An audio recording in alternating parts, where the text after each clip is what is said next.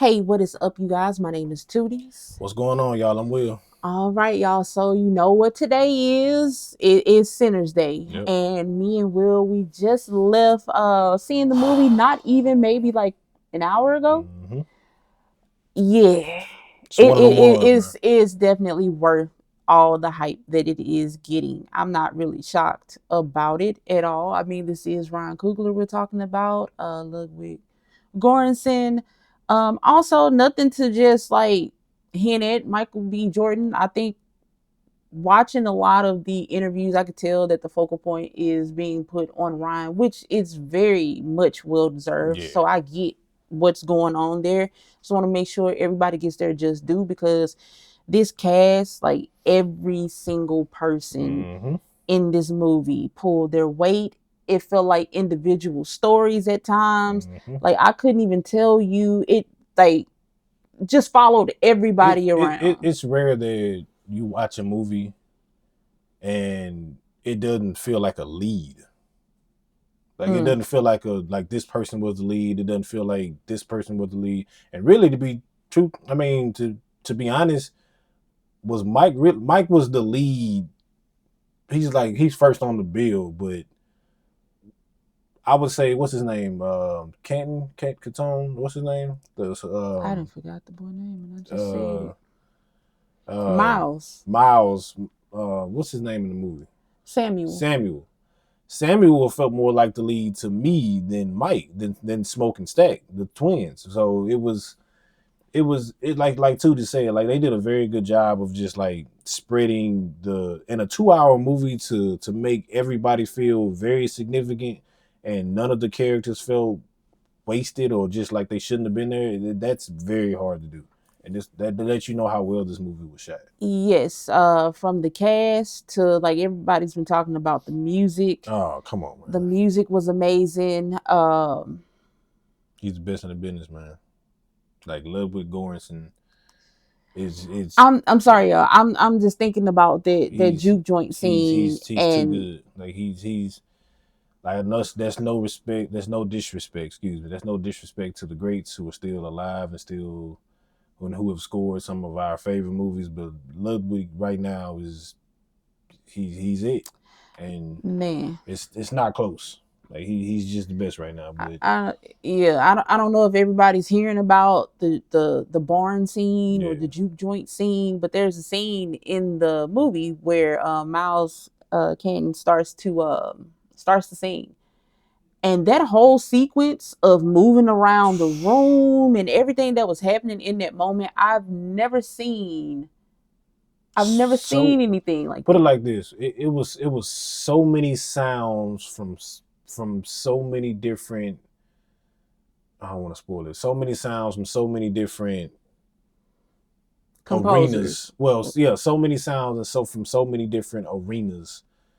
And when y'all see that scene, it's like I'm sitting in my seat and I'm like, how is this fitting? Like, how is this sound from this sound to this from this part of the world from this? Like, how is it fitting so well and telling the same story? Like that was The fucking cra- amazing, but it the was craziest part to me is that the music was made before they even shot the movie. I don't know. Like you told me that like watching that movie, I don't believe it. I Like mean, I don't. It's no way you. It's no I way. I'm Like just like to hear that, and I mean, when you listen to blues music, which is like the driving force of this movie mm-hmm, overall, it's a lot of pain, it's a lot of happiness, mm-hmm. It's a lot of sadness. emotion. It's a Yeah. lot of things going on in blues music, so I'm not too sure how much Ludwig got a chance to sit with blues music and actually, you know, studied and did all of that. But the fact that he was able to do that and it actually gave the actors something real to dance to, so you can feel that through the screen, Mm-hmm. that is amazing to me. What else? Remick. Oh yes, I don't yes. even think Yeah, yeah. man, I'm so sorry. I can't even think of his name right now. I'm Kudos, man. seeing his name. I just don't want Kudos. to screw it up. But man, Remick was something else. He definitely was a good salesman. He was selling the heck out of a dream.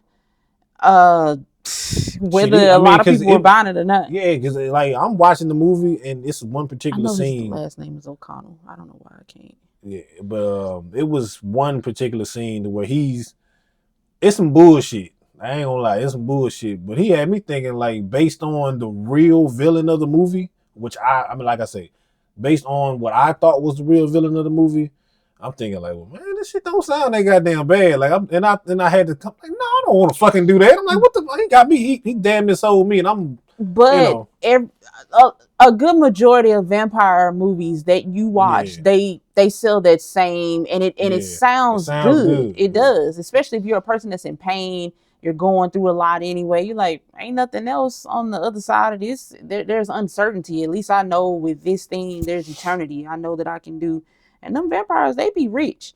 So, what vampire you know that hasn't been rich in the movie? Like, Man, let's that keep it motherfucker real. pulled that, yeah, but he had that gold, and that's like, and that ain't spoiling nothing. But he had that. All right, Yeah, motherfucking like paper, bro. where you get this wrong? Hey, he like too to say he sold the dream, but then he snapped back into. I don't want to fucking do that I don't shit. want to Like, get bit in the yeah, neck. bro. Like, nah.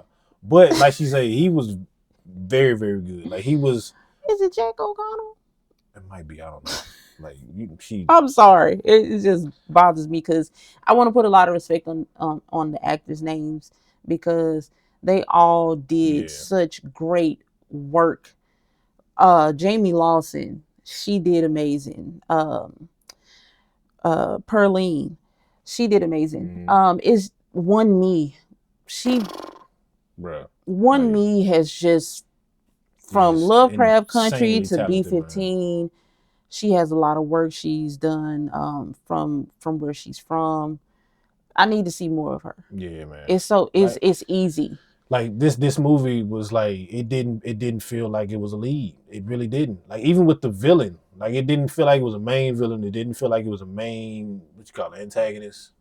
I Hmm. always get them two mixed up. Antagonist. Yeah. It didn't feel like it was any of that. It just felt like it was just a group of characters who told a great story. It was shot very well. Like it was the movie was fucking perfect, bro. It's like if House Party was a horror movie. Yeah, like yeah, it's like it was like yeah. Like you got Kid and Play, but it's like it's so much other shit going on, Bro, so many I'm subplots. fucking weak. Yeah, There's it's like no so many way. fucking subplots and so much other shit going on. Like I from did the not just say what that. were they Chinese or I don't want to get their heritage wrong. The Chinese like it I was I so rather many say different yeah Asian because from the Asian couple who was in the movie. Like it was because so they could many be different Vietnamese, Philippine, for like all we know. it was so many different variations of just stories being told and it's like the way he along like just like the music, the way he blended the music, the way he blended the characters, the way he blended everybody's story. It was it was just a good mixing pot, man. It was very very good, man. Delroy Lindo, Oh come on, man. Delta Slim. Come on, man. When you've been in the game for a long time, he's up there Yeah, with the man. Like Samuels. stop putting that man in y'all movies, man. He is the man acts in his sleep, bro. Like he can't like you gotta come with it when he's on your set. And Like, this what you was gonna give us in Blade, bro, Delroy? come on, Oh man. my god! Like, yeah, like that's what you was gonna give us in Blade, Delroy. Like, I just can't right now. Other aspects of the movie, the music, how everybody was saying the music is an additional character itself. Yeah. Like I was telling Will earlier, that music just reminded me of like sitting around the campfire, not even telling spooky stories, just telling just stories in general. Like this is when you sit down and you listen to the elders talk, Mm-hmm. or like I even equated it to like remember when you were little, you went to daycare or anything, you had story time and somebody was in charge of the triangle, somebody had the drums over here, something just to give that added element. That's what Yeah. it felt like. Yeah. So It felt like a history lesson. It felt like coming of age in a weird kind of way. Like I was telling too, this movie kind of reminded me of when I got done with it and I got in the car and I'm trying to think about what this movie reminded me of. Of course, from Dust Till Dawn. Like even watching the trailers, I knew it was going to remind me of that. yeah. But it's a book that if you know, you know about this book. The Spook Who Sat by the Door. I don't know why I got that feeling. Why I know why I got that feeling after watching this movie, but those were the two materials that I, kind of the first two things that popped in my head when I watched this movie. So And Ryan is crazy. The whole Puss in Boots aspect of him getting the idea from death and how death appears on screen, chef's kiss. yeah, Because when it actually showed up on the screen, I was like, that is the most, it's the most subtle, brilliant thing to put. And it's not even the most profound thing. mm-hmm. He stamped that as his own thing to do. Mm-hmm. Because we've seen the reverse of like vampires and their eyes glowing yellow Mm-hmm. or some. It was just so subtle, and it was way more menacing than the Bro, and usual that's what you love about thing. Ryan, man. He's I don't want this to sound bad. Like he's so simple, but he's so complex at the same time. Like he'll do something so simple, but it's way deeper and it's way many more rights and lefts to it than just what it looks like it is. And he's very, very fucking good at it. I don't know how he does that shit, but especially doing it, especially getting it to. It's one thing to have an actor just naturally get, when if you're shooting something and you want it to be a certain way and you telling the actor how you want it to be and the actor just that good that they can get it that way. Like that's I don't know how he consistently gets his point across so simple. If that makes sense, I don't know. I'm rambling, y'all. I'm sorry. I'm just a lot going on my mind. Like I don't know how Ryan does it, but he's very, I very know good. with this, when you have a true story to tell, especially Yeah, when it's rooted in, original story. well, not even just Yeah. original story, but just him talking about a family member passing away and him Mm, listening to blues music and just going and sitting down and talking with people. Like when you have a real and true story to tell, it makes it even easier. And it makes it even easier when you surround yourself and you handpick certain people to, be a part of what you're trying to convey. mm, I respect it a lot.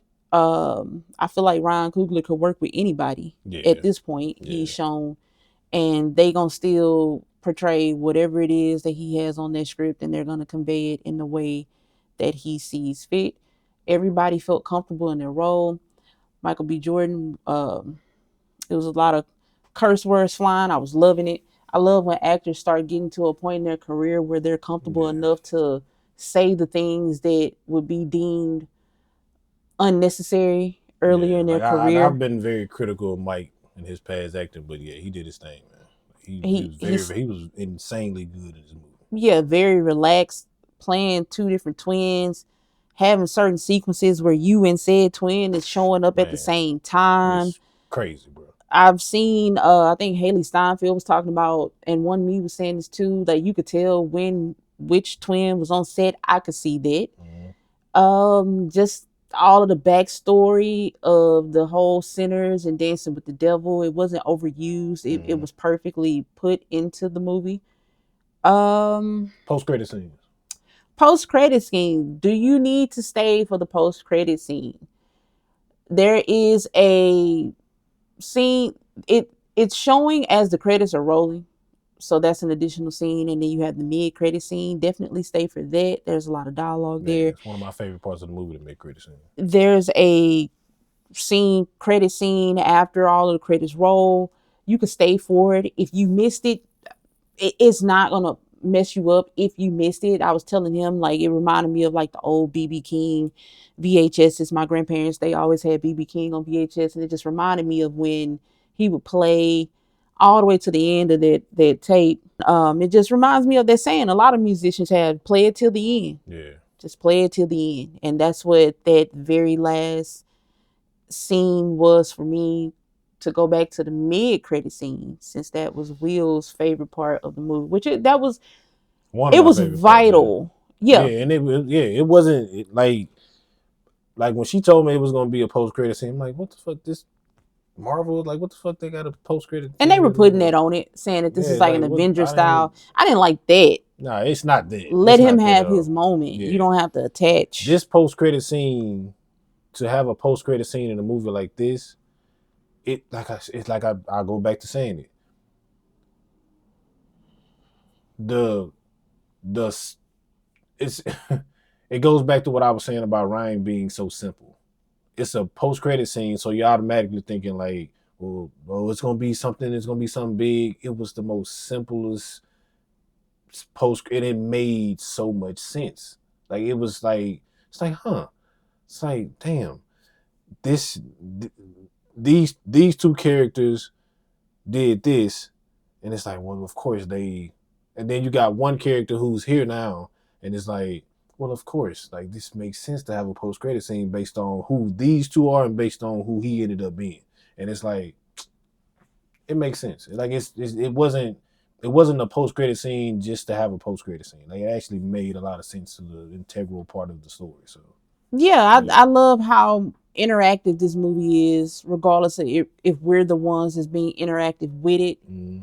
Like at certain points, it kind of felt like a who done it in the sense of Mm. remembering past things that happened to be able to be like, oh yeah, like light bulb, like yeah, she did say that, Mm. but everything was going so quickly that you kind of like glazed over certain things that were happening. Yeah.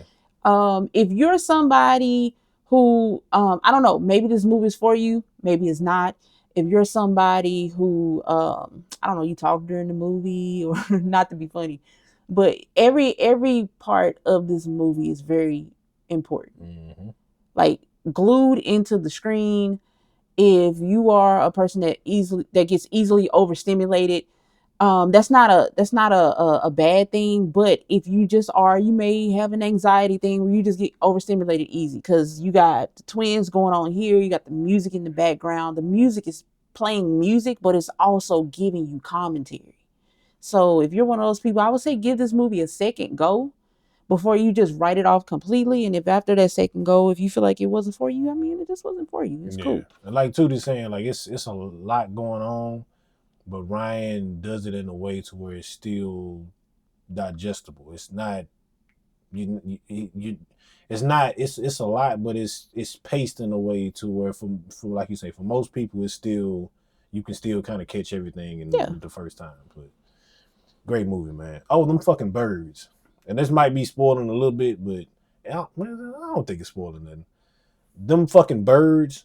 I know that shit was symbolizing something. Nah, I thought those were the actual. Yeah, and it couldn't be them because they were out in the daytime. Yeah, So so they I'm wouldn't like, be able to be out. yeah, it's like, but every like They were out in the wide day shot, like and at yeah, night. every wide shot. Excuse me, every wide shot you saw those fucking birds just fucking. I'm like, and it And was just a nice, like and it was just a nice touch. we've everybody could have possibly seen the trailer at this point. Mm-hmm. But the way Remick comes into the scene, Oh, that's what bro. made it so odd Like with the I birds. legit did this. Like Where the fuck he come like from? where Like, did he hop from? like, and And that's that why I could thought he be was one of the, and that you could know, be for theatrics. yeah, That could be for theatrics of him hopping over like that and landing. It could represent vultures. It could represent a lot of things. yeah, Maybe it's nothing. yeah. So Great movie, man. Great movie, man. Go see it. When y'all do go see it, come back to the comments. Let us know what y'all thought. Let us know anything that you saw in the movie. Like, man, this is gonna be one that when this comes out, I'm watching this movie again. Like, Tooties is going to go see it tomorrow. Again tomorrow. yeah, Like, I I'm ready to can't. see these breakdowns, hear Yeah, breakdowns. I want to know from everybody's perspective what you thought about this movie, man. But yeah, that's our non-spoiler. Even though we did kind of spoil a little bit, but I don't think I so. don't think so either. I But think we told the same thing that was in the trailers. yeah, that was our non-spoiler review of the amazing new movie Sinners. Go see it. Go watch it. Come back. Talk to us about it. Thank you guys for watching, liking, commenting, subscribing. Mm-hmm. Hit that post bell notification for when we do go live. And until next time, y'all. We'll see y'all in the next one. Peace.